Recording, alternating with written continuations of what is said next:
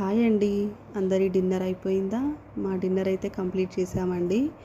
Night dinner తర్వాత నేను కిచెన్ని ఎలా క్లీన్ చేసుకుంటాను, ఎలా సర్దుకుంటాను అనేది మీతో షేర్ చేసుకుందామని మినీ వ్లాగ్ చేస్తున్నాను. ఇంకా పిల్లలైతే డిన్నర్ చేసి పడుకున్నారండి. ఇంకా మధ్యాహ్నం కడిగిన అంట్లుంటే అవన్నీ సర్దేసి ఇప్పుడు మేము తిన్న అంట్లన్నీ మొత్తం కడిగేస్తున్నానండి.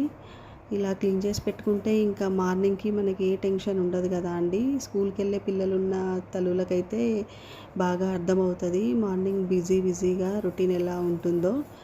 ఇంకా నెక్స్ట్ అయితే కిచెన్ కౌంటర్ ఉంటుంది కదా, మొత్తం కిచెన్ కౌంటర్ని, నెక్స్ట్ స్టవ్ని అలా మొత్తం అయితే క్లీన్ చేసుకుంటానండి.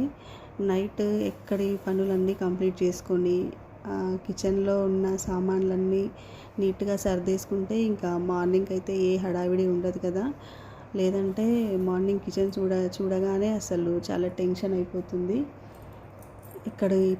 ఎక్కడవన్నీ అక్కడ సర్దేసుకుంటేనే మనకు ప్రశాంతంగా ఉంటుందండి. పనులన్నీ కూడా చక్కగా చాలా ఫాస్ట్గా కంప్లీట్ అయిపోతాయి.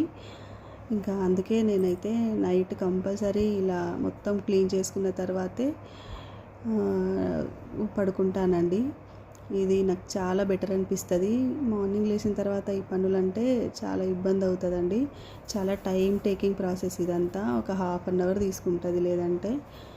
సో ఇంకా ఇక్కడైతే నేను ఫ్రిడ్జ్ని కూడా టాప్ని ఇలా క్లీన్ చేస్తున్నానండి.